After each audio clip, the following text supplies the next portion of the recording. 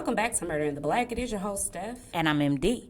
So grab your coffee if it's the morning, your lemonade if it's the afternoon, and your wine if it's the evening. But either way, let's get into it. Today we actually have two cases for you guys to enjoy. The first case, we will explore a chilling case that began as a simple road trip but quickly spiraled into a mystery that still haunts family and friends to this day. And in the back of my mind, all I keep just hearing is TikTok, to this day. To this day. To this day. February 15, 2008, and two friends, Jarib Bennett, also known as Griff, and Sasha Davis, are gearing up for a road trip from New York City to Rochester, New York. It's a 5-hour drive, and they decide to rent a car for the journey. Sasha isn't traveling alone. She's taking her 4-month-old daughter, Selah, along for the trip. Her oldest daughter, Selah, stays behind with her cousins. But what was meant to be a quick weekend getaway soon turns into a perplexing case that has baffled investigators for over a decade. Jarib and Sasha's bond was deep-rooted. They'd known each other since their childhood days in Jamaica. Jarib settled in New Jersey while Sasha put roots down in New York. Their friendship still remained intact. Friends would later recall that Jarib might have had a crush on Sasha, but as far as everyone knew, they were just friends. Now, as the weekend unfolded, Sanai, Sasha's oldest daughter, she fell ill. Sasha's aunt, who was watching Sanai, tried calling her to let her know, but oddly, Sasha never answered her phone. For those that knew Sasha, this was completely out of character because Sasha was a dedicated mother and always kept in close contact, especially when she was away from either one of her daughters. But while Sasha didn't answer her aunt, she did reach out to her best friend on February 17th, and she confided in her that she had this uneasy feeling about the trip. She couldn't put her finger on why she didn't feel good about continuing with this trip, but she just didn't feel comfortable. Steph, have you ever had that feeling before where you're like, I don't know why I feel this way, but I feel like I need to just not do this, or maybe I need to. I don't think it's ever been that fine-tuned where, like, in a moment I'm like, this isn't good, I need to deviate. I mean, but not because of a feeling, more of a moral compass. But definitely have had a feeling of something could be wrong, not really sure what, and I know it's not dealing with me. So definitely can relate to the feeling, but not as fine-tuned as her friend had. Right. Well, her friend advised her to trust her gut, which I thought was really good of her friend. Like, listen, you don't feel good about it, then just end the trip. Just stop where you are. Come on home. But the very next day, her best friend called to check in with Sasha, and Sasha reassured her, you know what, I'm fine. Everything is fine. Plus, I'm coming back home tomorrow. I'll be home around 6 tomorrow evening. But at 6 p.m. on February 19th, it came and went, and there was no sign of Sasha, Selah, or Jarib. Calls from family and friends went unanswered, and soon panic began to set in. Days turned into weeks, and the silence from Sasha grew more deafening. Her family, desperate for answers, reached out to Jarib's family, only to discover that the two friends had intended to travel to Rochester with this lead. Sasha's family contacted the Rochester police hoping for any information about their loved ones, but the local authorities had no record of any sightings. That was until February 27th when the Rochester police made a chilling discovery. The rental car Jarib, and I have like interchanged Jarib and Jarib, but it's literally spelled Jarib. Right, and I think it's Jarib. They're Jamaican. And so it's not, forgive us if we're butchering the name. Between me and Steph, we were saying different things, but I think it's Jarib. And we're going to agree upon Jarib.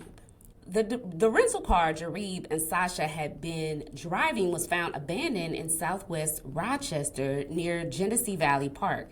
Inside the car, investigators found a stroller and a few baby items, but nothing else. No blood, no fingerprints, nothing that suggested foul play. Had Jarib and Sasha vanished into thin air? We don't really know, but that's exactly what it's looking like. But what we do know is that people just don't go missing, do they, MD? No, they don't typically just go missing. I mean, rarely it happens, but most likely than not, they don't just go missing.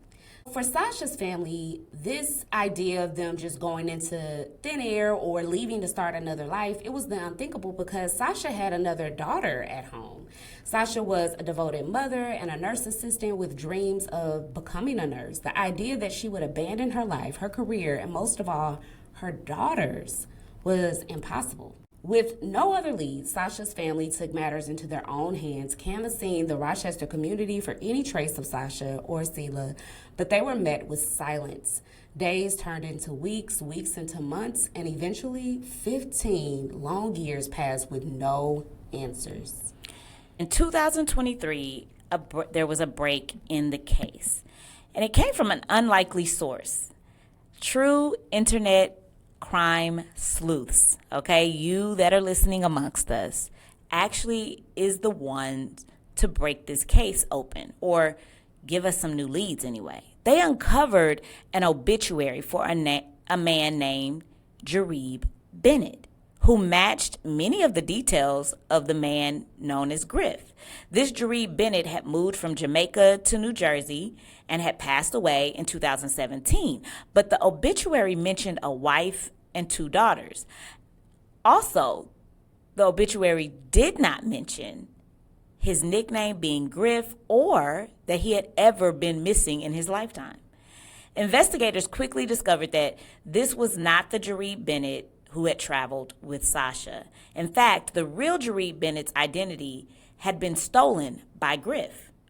The man Sasha and her family knew as Jarib Bennett was a mystery. Who was Griff? And what was his real motive for going to Rochester? Now, I want to just make clear that there are many articles, or I shouldn't say many, but there are some articles out there that says that investigators are still trying to figure out if this was the identity of Jarib and Griff are the same.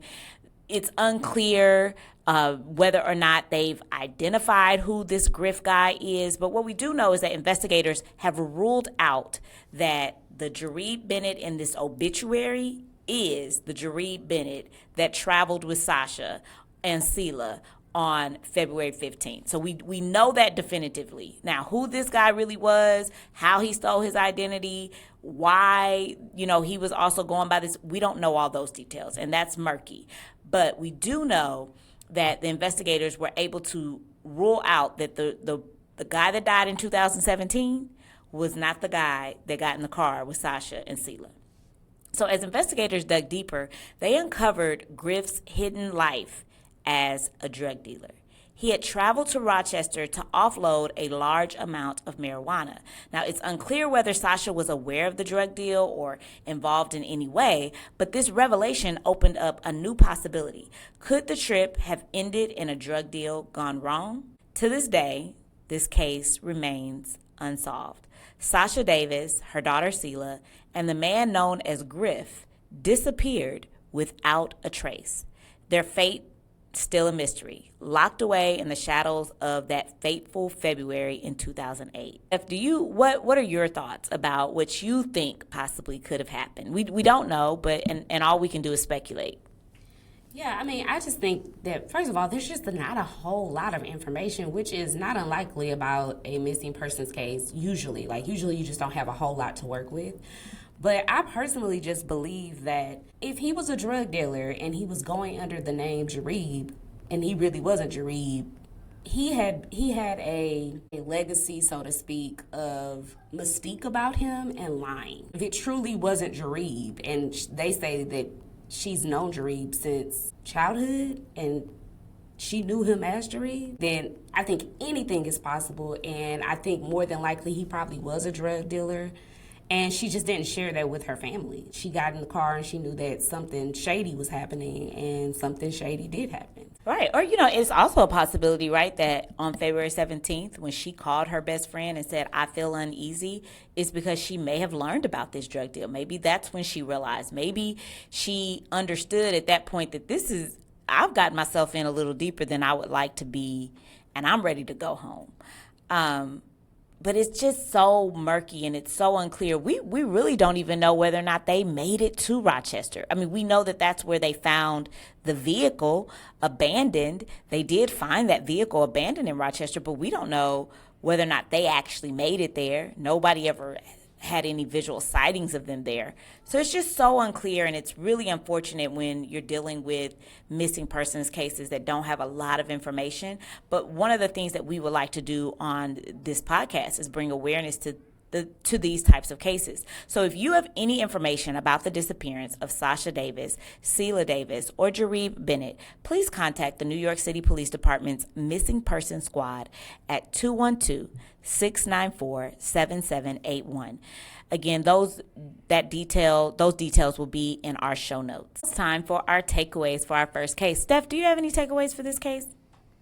I personally don't have a takeaway for this case simply because there's too much unknown for me. I don't really know a whole lot, so. It's hard to give a takeaway when there's not a lot of details. I get that. And I think the only thing that stuck out for me is that she called her best friend in the middle of the trip and she shared with her best friend that she didn't feel right continuing with this trip.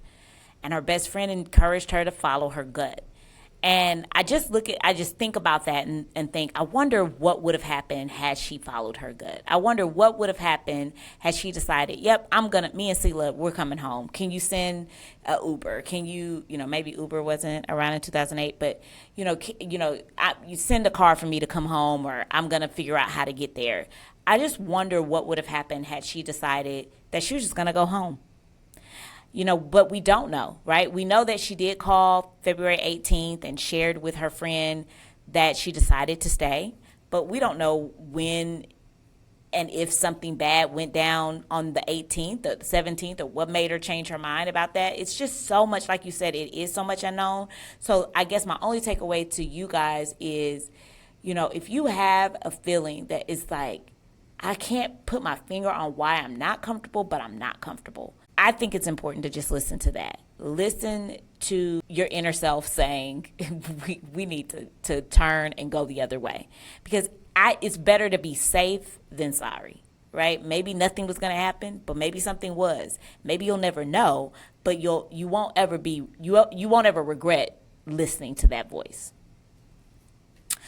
Now, our second story is about the harrowing tale of a trusted educator who betrayed everything he stood for, leading to the tragic murder of a young teacher and her unborn child. Cornelius Green was the beloved principal of Carr Lane Visual and Performing Arts Middle School in St. Louis, Missouri. And at 42 years old, he was admired by his students, parents, and colleagues alike. To the outside world, he was thriving in this role, leading his school with charisma and dedication. But behind closed doors, Cornelius, he was harboring a deep, dark secret. He was seemingly leading this perfect life while he was concealing an insatiable infatuation with women that led to him lying, led to him deceiving, and ultimately murder. Now, one of these women who he was dating, because let's be clear, he was dating multiple women. And remember, he had a wife. One of these women that he was dating was named Jocelyn Peters, and she was a third grade teacher at Horace Mann Elementary School. And Jocelyn was everything you'd expect to see in a dedicated educator. She was known by her colleagues and her friends as being a champion for her students. She was a loving daughter and a loyal friend. But she became entangled in Cornelius' web of deceit. She was believing all the lies that he was selling. He led her to believe, and one of those lies that he sold to her was that I'm going to divorce my wife. We're in the process of divorcing. We're separated right now, and we're in the process of divorcing. And she believed that. Things took a fateful turn when Jocelyn discovered she was pregnant with Cornelius's child. This wasn't the first time she had been pregnant by Cornelius. She miscarried once before, and during her second pregnancy, Cornelius had pressured her into terminating the last pregnancy. But this time, Jocelyn was determined to keep the baby. Cornelius Cornelius, pretended to be supportive, but in reality, he was consumed with fear that his wife and other mistresses would find out, fear that his perfect life would crumble around him, so he began to plot. Cornelius's desperation led him to research ways to terminate the pregnancy without Jocelyn knowing, even searching online for methods to poison an unborn child. But his cowardice ran deeper than that. Instead of taking action himself, he turned to his friend Philip Cutler and asked him for help. And I just feel like we have to just unpack all of this. So I guess a question I have for you, MD, and this is one of opinion, right? It's simply, that's all we do is present our opinions on here anyway. But what do you think about men who say that they're separated and decide to date? And they, not, I mean, because obviously there's men who are honest about that. That's a true statement. But what do you encourage women who are like susceptible to a man just giving their word and not knowing if he's trustworthy to do? Do we run the background? What are we doing? Oh, we're running a background check, but because that's what I'm always doing. But first, I just want to say that I think whether man or woman, right, no matter what the situation is, no matter what your gender is, if you are separated, you are not divorced. If you are almost divorced, you are not divorced. If the paper has not been finalized by the judge, you are not divorced. You are still legally in the law of your state married. And so for me personally, just if I was in a situation where I was dating a guy or interested in a guy and he told me, hey, I'm separated, but I'm not divorced, I would say, holla at me when you're divorced, when the ink is dry on the paper. Holla at me then. Because to me, I feel like I'm still in some sort of an affair type situation, even if they're being honest. Unlike Cornelius in this situation, who was not being honest. Even if the guy was being honest, he was legally separated, meaning he was not living with his wife. He was living a life as a single man. You may be living life like a single man, but you are not legally a single man. And I've seen too many cases of marriages reconciling right before the ink is dry. Marriages reconciling on the day that they decide to go, file the papers, or the day that they are to get the signature of the judge. So to me, I don't want any parts of that. And just be truthful, and this is just me going a fully extra step, I don't even want any parts of it after you are recently divorced, because go through your healing. Like, figure yourself out, make sure you've healed from this situation, because I don't need you bringing that baggage into what could potentially be our relationship. Right, go heal and get a deal, I mean, I definitely agree. I think there should be a refractory period for sure. And, just do that background, because people be lying. And they lie. And it seems that Jocelyn, regardless, right? Jocelyn really felt like this was, because that was her decision, right? So regardless of our opinion, she decided to pursue the relationship. And they started dating when? Like early 2015 is when they started to date. I mean, they had enough relationship to, have multiple pregnancies. And this was something that she was invested in. I think if you're being told and you're in love, which love makes you silly, I think you believe that, okay, maybe we can create this family. And she was determined to keep her child this last time, obviously going through something traumatic like miscarrying a baby and then deciding to have an abortion for Cornelius's own selfish motives she didn't know at the time. I just think that overall, I get the feeling that she felt like she was in a relationship. Don't you? Right, I do. I think that she really felt like he was being honest, and he was living very much in the open with her. And you guys know what I'm saying when I say that. Like, when a guy is, or, a girl, right? When they are selling you lies. Like, you can feel it, because you're like, oh, you don't want to take me in public, or we got to go at a specific time, or, oh, you only want to come to my house, or I only talk to you. Right, only talk to you between night. These hours. Right. Like, he wasn't living like that with her. Like, he was living very much in the public. This man was definitely juggling all of his women, and he was doing it and doing it well. Right, which is hard to do, I think, just in the social media world. At some point, you think that a person's going to get caught up. But back to our story. So He was looking for some help from his friend, Philip Cutler. Now, Philip Cutler agreed to assist, but at the price of $2,500. Cornelius, despite his prestigious position as a school principal, didn't have the money readily available because although it is admirable to be a principal and a teacher, they just don't get the money that they should. Especially not in a public school, right? Like, maybe in a private school it looks a little different. Yeah, maybe. But a public school system, and public school principals make decent money. Let's not shy away. But if he is balancing multiple women. I'm just saying. So he doesn't have $2,500 to throw around. It's relative, you know what I'm saying, when you juggling a whole bunch of people. So in act of sheer audacity, he stole the funds from the school dance team fundraising account. He mailed the money to Cutler using the school's address as the return address. And I just want to say, one of you guys commented on our podcast, and I believe it was the one about the two boys that robbed Jonathan. And there's just no shortage of dumb criminals, like you said, girl. I'm amen. No shortage, okay? That is such a great statement. There is no shortage of dumb criminals. I quote homegirl. You know That's exactly awesome. who you are.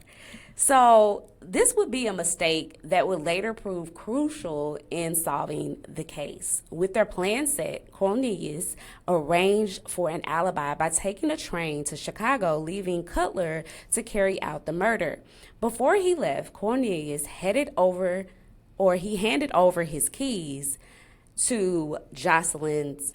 Before he left, Cornelius handed over the keys to his car and to Jocelyn's apartment. March 24th, 2016, Philip Cutler let himself into Jocelyn's apartment. She was 31 weeks pregnant at the time and joyfully preparing baby shower invitations laid up in her bed.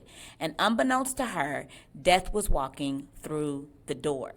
Cutler, using a potato as a makeshift silencer, shot Jocelyn in the eye, killing her instantly and her unborn child. Now, with this gruesome task completed, Cutler left the apartment and called Cornelius to confirm that, the problem, quote unquote, had been taken care of. The next morning, Cornelius purchased a train ticket back to St. Louis. He had to make sure that his alibi was established. He tried to distance himself from the crime by contacting Jocelyn's mother and asking her to check on Jocelyn because he couldn't reach her.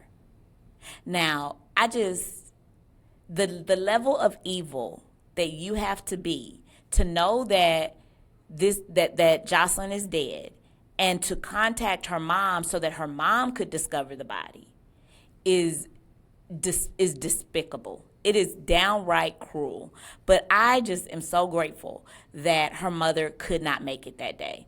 And so Cornelius decided, in an effort to make sure that her body got discovered, he went to the apartment himself and staged the discovery of Jocelyn's body, even calling 911 and playing the role of a grieving boyfriend who also had a wife. I cannot. He said, I'm trying to get all of the acting credits at the end of this. And he was definitely trying to get it. But his act didn't fool everyone, because while he was in custody, Cornelius realized, right, that he was a dumb criminal. He realized that Cutler had left his car near the crime scene. So in a panic, he called his wife, asked her to contact Cutler and have him pick up the vehicle, a move that immediately raised the police's suspicion. Police brought in Cutler for questioning, and before the interview began, they witnessed him eat 2 pieces of paper from his pocket.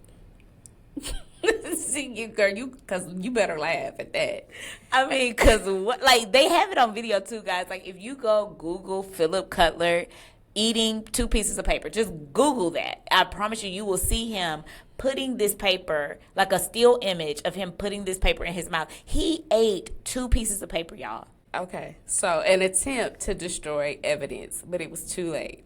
Investigators had already begun piecing together the puzzle. They tracked the stolen funds from the school fundraiser tied them to the money, Cornelius had sent to Cutler and uncovered damning surveillance footage of Cornelius's car near Jocelyn's apartment on the night of the murder. They even see Cutler walking up to the apartment on the surveillance footage. The worst. Okay. Also, they had all of the text messages between Cornelius and Cutler because they were dumb enough to actually text their plan out through text. So they can be tracked. The evidence was overwhelming. Cornelius Green was arrested and eventually pled guilty to 1 count of conspiracy to commit murder for hire and 1 count of murder for hire. He was sentenced to 2 consecutive life terms. Philip Cutler, hoping for a different outcome, went to trial but was found guilty of the same charges and received the same sentence. Jocelyn's mother, in a heart-wrenching statement, said, "He was supposed to be my daughter's protector, but became her executioner. All she ever did was love him, and she loved that baby so much." MD, takeaway. The takeaways on this case is overwhelming. I really just don't even know where to start because it's just so overwhelming. So I'm going to do the obvious one. I'm just going to do the obvious and I'm going to let you take the rest because it's so annoying. But, I think just going back to what you had said earlier about, dating, I think oftentimes, especially for women, I'm just going to come from a woman's perspective because I am a woman. But we oftentimes want to give men the benefit of the doubt and believe them without evidence. And, if you find yourself in a situation, whether you agree with me and think that you should not date somebody that's separated or divorced, or whether you think that you should or shouldn't give men time to heal before you date them, regardless of where you land on that, pendulum, I think that it's important to verify. Trust but verify. Okay, we need to verify that they're not lying. Because my mom always said this to us, if you can cheat, you can steal. And if you can steal, you can kill. And that's exactly what this man did. He cheated. He cheated on his wife. He cheated on Jocelyn and all the other mistresses that he was dating. And he stole from them he very literally stole Jocelyn's life, but he stole so much of their time, their trust, their hope, right? And then he literally plotted to kill this woman and let's not get it twisted, it was also his unborn child as well.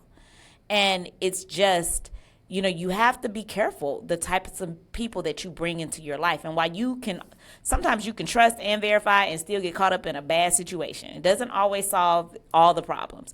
But at least if you verify that, no, he's still living with his wife. No, he's X, Y, and Z. You at least have those red flags sitting right in front of your face and you can do something with them. Yeah, I just think that this is one of those cases that, you often see on these betrayal shows on ID. It's just unfortunate. It's sad because, I always often just remember the case, and I did it here and I can't recall her name. But when you don't have a clue that you're in danger, I think it's more shocking to find out about those particular crimes. Like for Jocelyn, she really thought that she was in a relationship with a man that she loved. And although she knew he was, getting out of a situation, supposedly by him, she really believed, I'm going to have this baby, I'm going to have this family that I wanted. And he, to her, was excited about the baby. She, she was laying up in bed, doing her baby registry. And you can just imagine she had no idea that was coming. And I just think that is so evil of him to take away her life and take away their child's life. And I think it speaks to the depravity that's in our world today. And we always have to be aware. And as much as we want to trust people, the unfortunate reality is that we can't. I mean, you should always question and be suspicious. And I think this is obvious, but always needs to be reiterated when we come to these crimes of betrayal and just deception, which is everything that he represented. Absolutely. And Steph, I just want to make a point too, because to the level of her unawareness, because he literally knew her mom.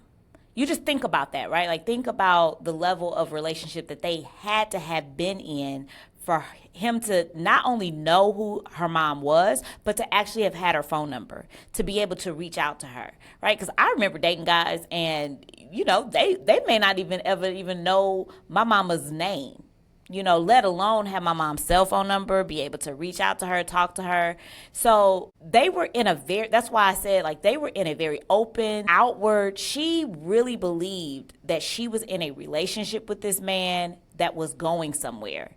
All the while, he's still married to his wife. He's selling dreams and hopes to other women, you know, planning future with other mistresses who, you know, came and testified at, you know, Philip Cutler's trial, saying, yeah, you know, we were planning a future together. We were looking at buying houses, you know. So this was a man that really sold, you know, lies to Jocelyn, you know. So it's just, and it is healthy to me to have a healthy level of suspicion about any and everything. It is just, it's healthy. It's not unhealthy to trust and verify. Oh, yeah, for sure. And I just think that we always need to be aware of that. That is our case for this week. We hope that you guys have learned something, enjoyed it, learned a new case. We wanted to mention to you guys, as MD and I were just having a natural conversation about one of the cases that we actually shared with you today, that when you come and accuse us of saying things like, y'all didn't get your facts straight on that story, I just want you to be very aware that on different websites, articles, shows you may watch, they'll have different informations about the same case. If you are a true crime sleuth, you know that because you watched enough shows to understand that that's a fact. So I just want to keep in mind that everything that we present here is factual to our knowledge. It might have been updated, and so there's new information out there. But when we go and we pull that information to present to you guys, it's the most current information that we have. So we want you to know that.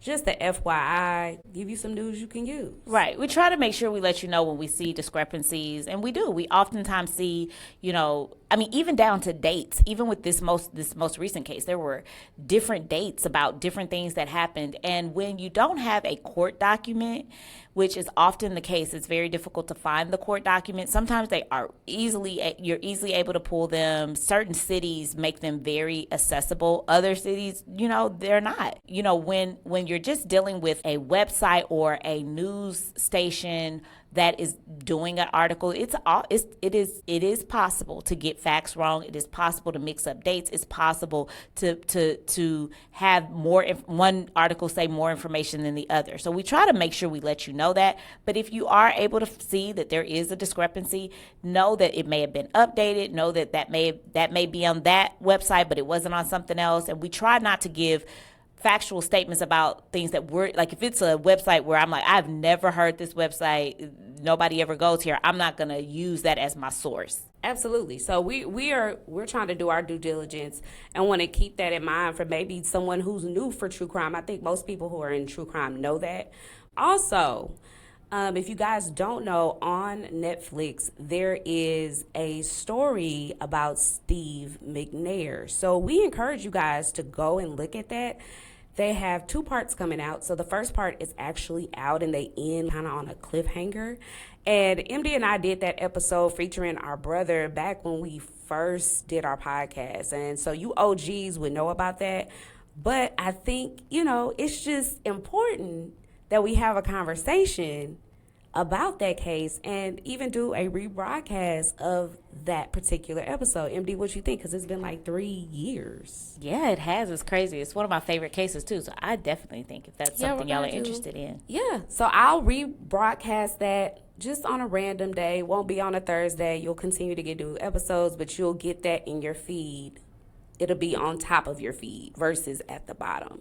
So definitely looking forward to that second part of Steve McNair, hoping maybe they have some new information that I haven't heard. That is our case, our updates. That's the news you can use.